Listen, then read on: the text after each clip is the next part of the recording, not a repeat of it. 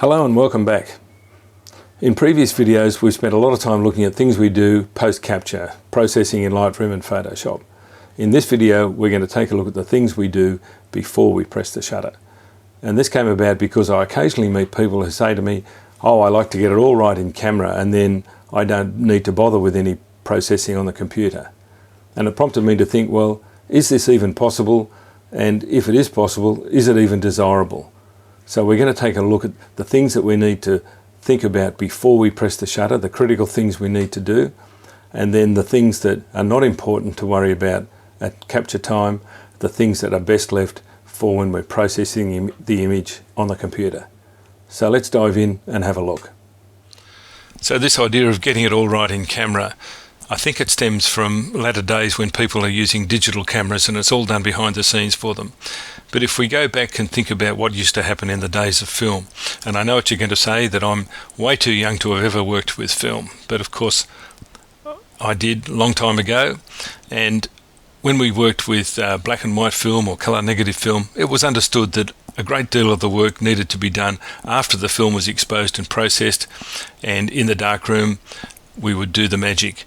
Ansel Adams used to say the negative is the score and the print is the performance.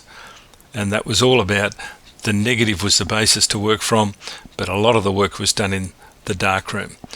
But of course, people who just use digital cameras these days don't understand that. And of course, in the days of the darkroom and processing films, it was quite a complicated matter. And you understood that you had to do certain things at capture and other things were done in the processing. But for those of us who used to work with colour transparencies or slide film, you understood that there was very little you could do after exposure because there were limited options in processing. You might have been able to push the ISO a little bit and have the processing adjusted to suit, but by and large what you got after you pressed the shutter was basically it. There was very little latitude for working up the image afterwards because it was locked into a processing step. So in looking at how we would do things today with digital capture, it's not possible or even desirable to get everything right in camera. And let's go through some of those aspects now. So when we start to think about getting things right in camera in the digital era, we need to start to think about what the camera is telling us when we're in the field. And in a previous video, which I called "The Camera is an Idiot," I discussed a few points where the camera doesn't always give us accurate information, such as the image on the screen on the back of the camera is not an accurate representation of the image that you've captured. And some of the data, such as the histogram, isn't always entirely accurate either. So getting it all right in camera, you really can't do that in the digital era because the information you're getting at the time you've pressed the shutter isn't always 100% accurate. So let's have a think about how that all works. And when you're capturing images in the field and looking at the image on the screen, that image data has gone through a whole lot of processing within the camera already, and so what you're seeing on the screen on the back isn't entirely accurate. And of course the raw file that we're going to work on and process doesn't contain all of those restrictions, but we can't see that at the time we're capturing. So let's now have a think about all of those essential things that we need to get right at the point of capture and the things that are not necessary to worry about that we can deal with later on. So when we're capturing our data, there are a few essential things, and we'll go through these in detail, but they basically cover things like the viewpoint, the position from which you've photographed, the framing of the image, what you've included in the image and what you haven't included. And I say mostly because we do have a bit of scope, obviously, for cropping. And with today's high-resolution sensors, we do have the option to crop the image somewhat and still retain enough data for a high-quality print. And obviously the focus point, if your image isn't focused accurately, there's nothing you can do post-capture to recover that. As is largely depth of field, there are aspects of software that we can try and simulate the sense of a shallow depth of field, but it's much better and much more important to get that right at the time of capture. And of course exposure, mostly because we do have a bit of latitude with working with our exposure. And the most important thing is capturing high quality data. That means at the lowest ISO possible, correctly focused, framed, and under the best quality conditions possible. That gives us the most data to work with, and that includes things like the lighting direction and quality. We can't really change a lot of that in processing. And of course, things like the camera or subject movement, we need to control that, whether we want camera movement or subject movement included or not. We need to be able to control that at the point of capture. And the most essential thing, of course, is the timing. If there is something important happening, you're trying to capture that moment, that essential decisive moment, as Cartier-Bresson said, you can't do that later on. So let's look at each of those one at a time. So let's start with viewpoint. And as I said, the viewpoint, the position from which you took the image, is critical in determining what the image is going to look like, whether you're looking upwards at an abstract type of image or at a particular type of architectural shape, or even the place in which you take the photographs gives you an entirely different image. And so the viewpoint is critical. Yes, we can crop our image slightly, we can correct verticals and things like that, but getting the position from which you're taking your image correct is really critical. And things like this, you want to judge the position of things so that you get the relationships within the frame correct. By getting the right viewpoint, moving left or right, up or down, will give a vastly different image. And for instance, another example here of the Gardens by the Sea in Singapore, a different viewpoint gives a vastly different image. So thinking about those things before you press the shutter are really important, as is the choices of lenses and things that give you the options for coming up with different ways to look at an image, things like this. All these things have to be considered and thought about before you press the shutter. So viewpoint, fundamental first step, and then the second step would be the framing. What are you going to include in the image, or what are you not going to include in the image? And so how you frame your image will determine to your viewer what you are trying to tell them or what's important. In this image, obviously, I'm trying to emphasize the fact that the tree is very much a lone sentinel in the environment, and I've included a lot of sky to give a sense of scale and of reduced importance of the tree, but it's an essential element. So getting the framing right is a critical step. And looking at this image here of the chimpanzee taken at Singapore Zoo, I wasn't happy with the framing, but by cropping the image and using that essential information, I was able to bring out a much more interesting image, or even an even closer in cropped portrait. But if you get the framing right, then it gives you options later on to think about how you're going to present the image. And as is this image of the sled dog in Svalbard, I framed it this way, but I had in mind that I would crop it down to a tighter framing. And even what you include in the image or what you don't include in the image is important. This is a view of a small Inuit village on the east coast of Greenland, and framing it to contain all of the buildings gives a much different feeling from what you would do if you framed it tightly and concentrated on the geometric shapes and the contrast of colours. So framing is an essential thing to think about. And in this image as well of the polar bear in the high Arctic, the framing was important. I wanted to demonstrate that the bear is very much alone in this open wilderness area of ice and water. And so I framed it accordingly. And in this image of the concert hall in Reykjavik in Iceland, the framing and the positioning of the viewpoint, I wanted to create a really abstract image that also played a bit with the idea of perspective and scale, and that was really essential. So getting that framing right is a critical aspect of your data capture. So looking then, the next thing is getting the focus point right. And in this image, I deliberately defocused the image because I wanted to create an abstract image of the couple backlit by lights at the Vivid Festival in Sydney. and so therefore there was no focus point, and that was an essential decision I made at the time of capture.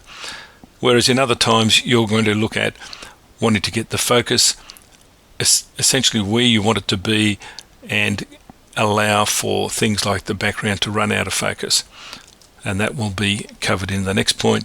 But getting a sharp focus point on the eye of an animal is a critical aspect of getting the image data correct, as is this one, and in other things like this abstract image of a king penguin. I really wanted to just concentrate on the shapes and the colours, but getting a sharp focus point was critical. As is with the walrus in Svalbard, getting the focus on the eyes or the critical part of the animal is essential. And focus point on things like fungi, anything in the environment you want to photograph, you need to get that focus point correct. And even if you're doing something like an abstract image like this one, there needs to be a sharp point somewhere so that the eye can rest on it. So linked in with the idea of the focus point is obviously controlling the depth of field. And I mentioned that there are some software options within Photoshop that you can then try and run the background a little more out of focus, but it doesn't always work that well, and it's much better to get it right at the time that you're capturing the image. And you can always take a few test shots, look at the focus on the back of the camera, that is going to be accurate, and then determine what the aperture should be to give you sufficiently out of focus background. The same with this one. There is only one tiny point in this image that is sharply focused, and the rest is run right out of focus, so that it concentrates the eye on the point on which you're trying to show your viewers what you're looking at. And also, not just a single focus point, but how much depth of field you're going to control so that you allow the background to run gently out of focus in an image like this, which is essentially a pattern and color photograph. Or in this one, the depth of field was controlled so that there was just one element sharply focused. But then again, in looking at landscapes, you're going to want to try and get as much in the landscape sharply focused as possible. So you need to think about depth of field, using aperture, and obviously related to the angle of the lens. If wide angle lenses have a much greater depth of field, and you can control that. But you can't really put this back in if it's not captured correctly at the time.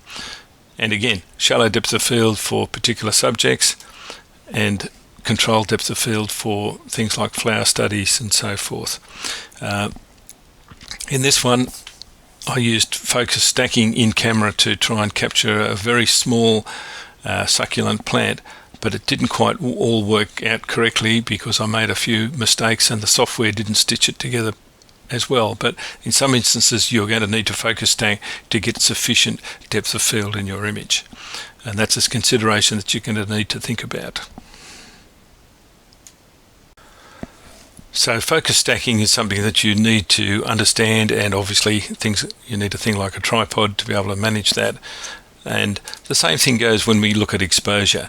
There are times when you're going to need to bracket exposures so that you can blend them together post capture, and understanding when you need to do that is an important aspect of your skill set.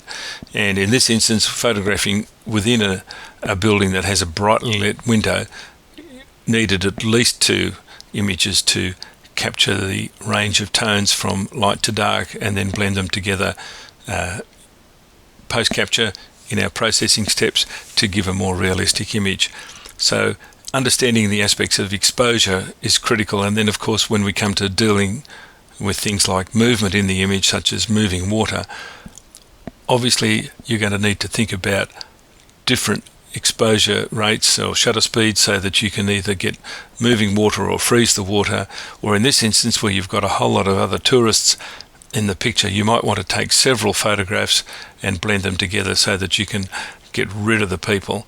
And you'll see here that these ones were all taken at slightly different shutter speeds, and then obviously a long exposure to give that milky effect in the water. You can then eliminate a lot of the people by blending those exposures together. And there are some times when you are going to need to do bracketing for exposure, but a lot of cases people do bracketing when it's not really necessary, and it's only in those extremes of ranges of brightness that you have a problem. For most average scenes, you don't need to worry about that. But for instance, in this scene that I've used previously in an example of a sunrise photograph in northeastern Tasmania, the difference in brightness between the sky and the foreground was so dramatic that a number of exposures were necessary, so that we had one exposure for the foreground, one exposure more for the sky, and then another exposure for the sky, even darker, and then blend those all together post-capture. And obviously you just can't do that at the time of capture. If you tried to cover the range of tonality in this image by using a graduated ND filter, what you're going to end up with is a really dark band, and this tree would be so dark that you'd lose a lot of detail. So I'm not a big believer in graduated ND filters, because I think you can do all of that post-capture and you can get a much better result. And if you just did the one image and tried to blend them together using something like an ND, I've simulated this here, you don't always get a terribly satisfactory result. And of course, when you're going to do things like exposure bracketing or focus stacking, you're going to need to work on a tripod and control the position of the camera. And that's another aspect of getting the data right that we need to think about. And then moving on to this important question of the quality of the data you capture. Now, obviously, you want to always try and capture images at the lowest possible ISO setting. This particular image of the gorilla was captured at 8000 ISO using a long lens in fairly poor lighting conditions, and I wanted to maintain a high shutter speed so as to minimize movement. And therefore I had to compromise on the ISO. But with processing and a bit of tweaking in Photoshop, I was able to bring out a high quality image, because I knew that my camera could handle up to 8000 ISO without major problems. So understanding what your camera is capable of is an important aspect of judging when to make adjustments in the field. As is this image here, where it was captured under very difficult lighting conditions and very bright overcast sky, but getting a right exposure and getting good quality data. This again was captured at not such a high ISO, but in difficult conditions.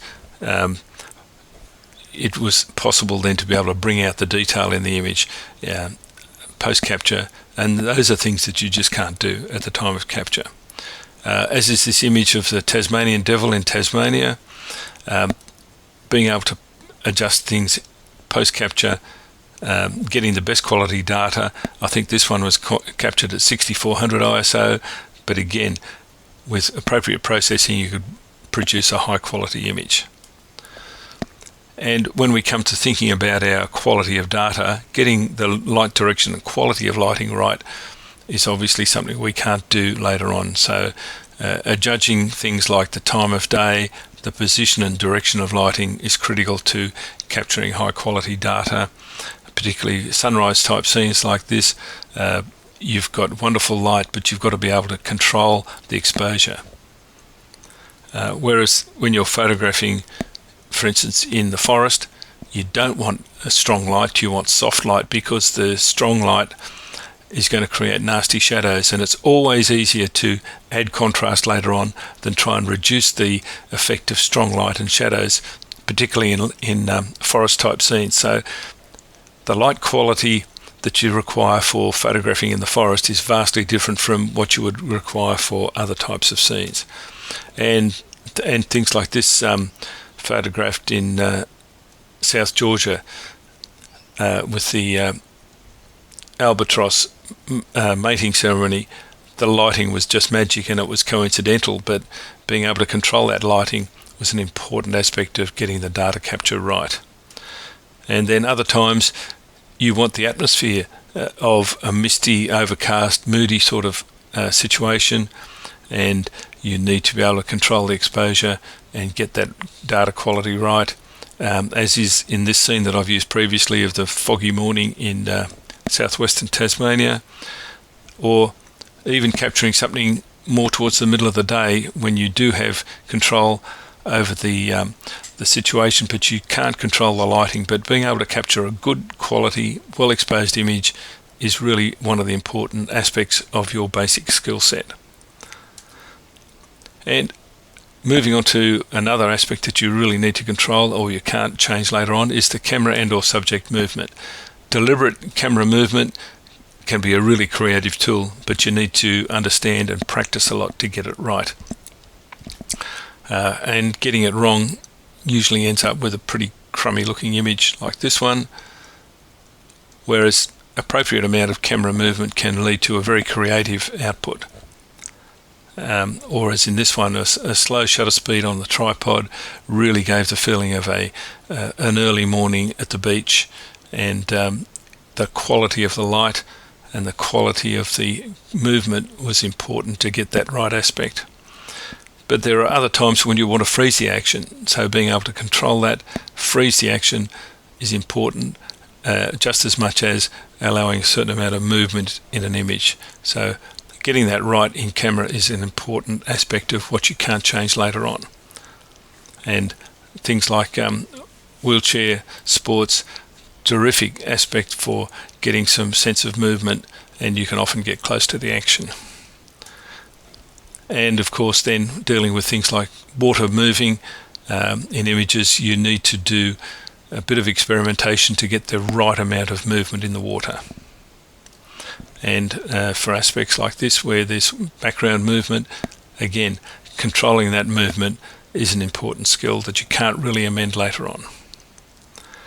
And finally, the last thing that we really need to concentrate on that we can't change later on, of course, is the timing of the image. And if you're photographing animals in the wild, you never know what's going to happen. So you really need to take a lot of images so that you can pick out the aspects of what's going to happen, because nobody knows what unpredictable things are going to happen. And this was a few images from a series of photographs of a confrontation between two polar bears in the high Arctic. And the timing is just critical. You need to try and anticipate what's going to happen.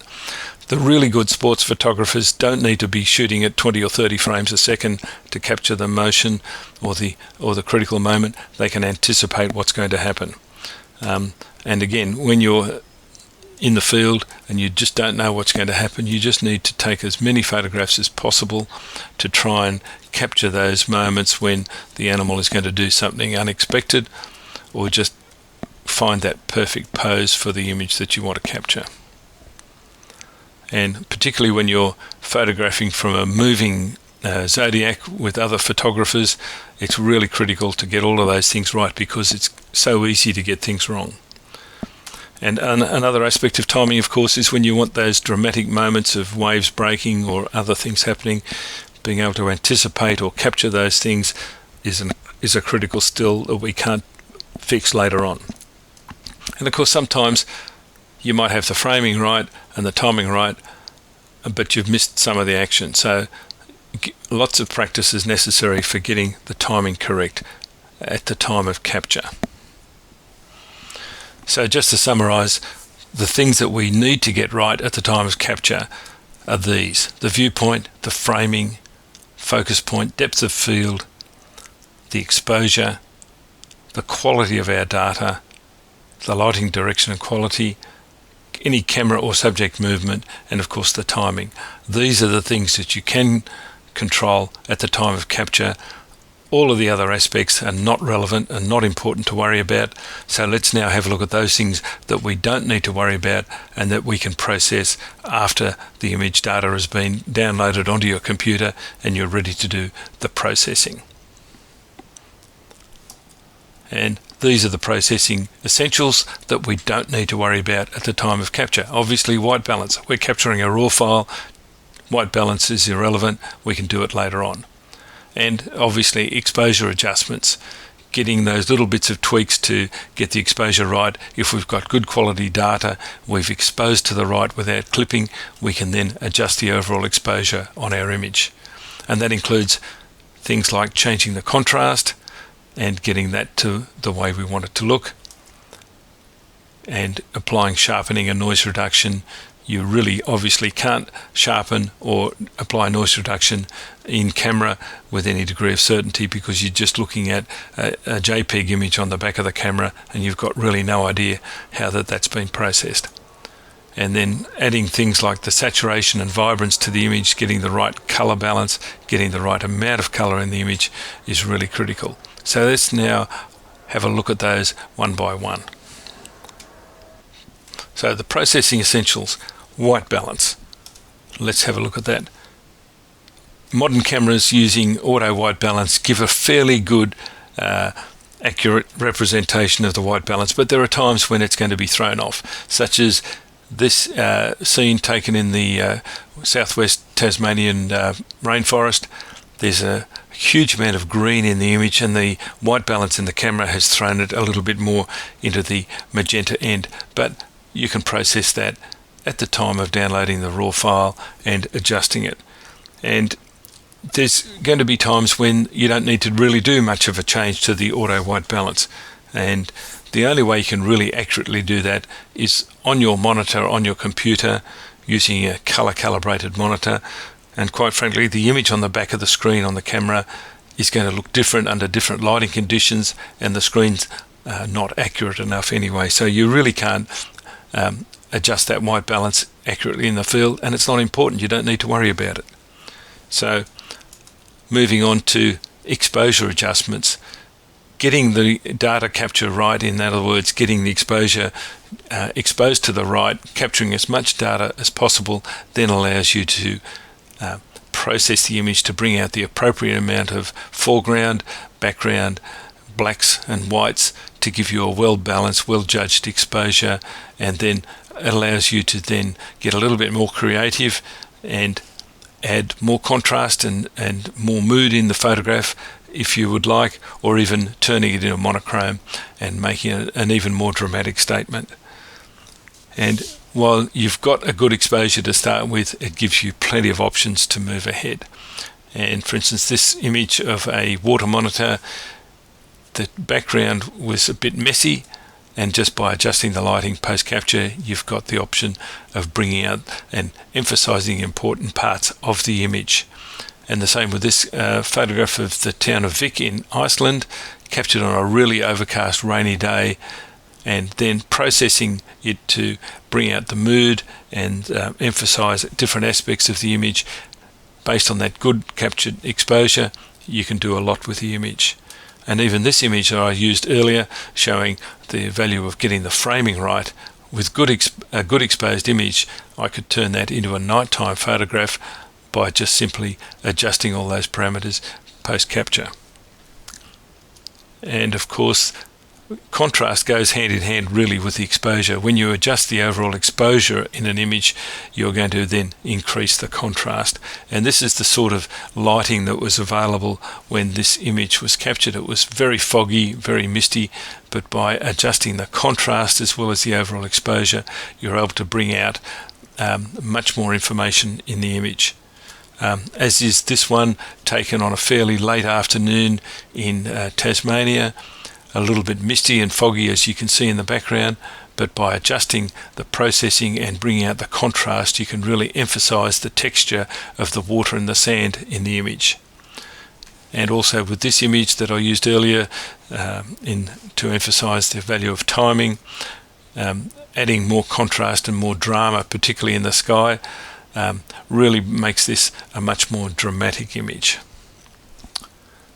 So moving on, sharpening and noise reduction. With our raw capture, we're not applying any sharpening or noise reduction at the point of capture, whereas if you're capturing a JPEG, that's being applied in camera and a lot of it can't be undone, and it's usually not very satisfactory. So in this is the original capture of one of these images, cropping it down and then processing it and applying the appropriate amount of sharpening and noise reduction will bring out a lot more detail in the photograph.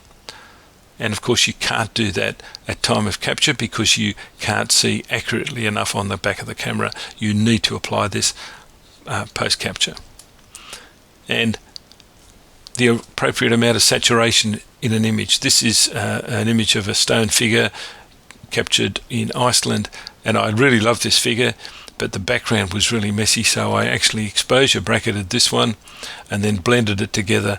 But I felt that the saturation warranted an increase in the oranges and the yellows to really emphasize the feeling of this ogre type figure, and particularly the nose had that wonderful orangey lichen on it. And controlling the amount of saturation when you're working on a color calibrated monitor can only really be done once you've got it on your computer. And then of course things like, well, this quirky little image of the seagulls, you can apply selective color. So applying selective color to an image such as this monochrome image with the just the reds left in it allows you a much more creative freedom. So moving on from that, let's just summarize where we were up to. The essential things that you don't need to worry about in the field are obviously white balance, fine adjustments to the exposure, providing you've got a good capture in the first place, and that goes hand in hand with the contrast. And applying things like sharpening and noise reduction, obviously we can't do without seeing it on a monitor. And the saturation and vibrance, we've got lots of options to apply that once we've got the image on our computer. So moving on from that, there are a few things that you can drastically get wrong at the time of capture. So let's just have a quick look at a couple of those. And one of those is, I think, is using all these multiple filters to try and correct the lighting. You've got all these color graduated filters, you've got graduated NDs and so forth. They don't always help. If you get a good capture in the first place, and even exposure bracket, you can adjust all of these things later on, and you may spend too much time fiddling around with these and miss the important moment. The second thing that you can obviously get badly wrong is trying to avoid using a tripod when you really should use one, and I'm as guilty of that as anyone else. Here's an image that I captured on a walk in the forest in Tasmania. I got a bit lazy, didn't take the tripod with me, but found this wonderful pile of fungi, and I decided I really wanted to capture this, so I balanced the camera on a piece of wood and set the self timer. But obviously there was a bit of movement, and the potentially great image was ruined by a little bit of unnecessary camera movement. So getting it wrong in the field, you really should use the tripod when it's necessary and not try and shortcut things. Or even using the smallest aperture on your lens to try and get everything sharp, and using any lens stopped down to its minimum aperture, you will start to lose sharpness because of a thing called diffraction. So if you're trying to get as much as possible sharp in the image, and you can't get it with other than using the smallest aperture, maybe then it's time to focus stack the image and avoid the loss of sharpness that you get with diffraction. And of course, one that we all get wrong a lot of the time is the unnecessary or inappropriate movement of the camera. Sometimes you're trying to get a sense of movement by using deliberate camera movement, and a lot of the time it just doesn't work, or you've taken the photograph with the wrong settings and you've using a long lens, and there's just too much movement in the image and it just looks wrong. So that's another way we can really get it wrong. And of course, getting the exposure way off, either underexposing too much, which means your quality of data is pretty poor, and trying to lift the tones up, you end up bringing out much more noise in an image. And or in this case, where the background was so bright and the foreground was so dark, it was really difficult to try and get a decent exposure. But by taking several images and bracketing them together, or blending them together, you can overcome that. But there are times when your exposure can be dramatically wrong, and trying to fix it is really an exercise in futility. So as we've seen, getting it all right in camera is not only an impossibility, it's not even desirable. There are lots of things that we can control when we're capturing our image data, but there are many things that are best left until we're processing the image on our computer. So forget about trying to get it all right in camera. It's an impossibility. I hope that's been useful. I look forward to seeing you again soon. Thanks for watching.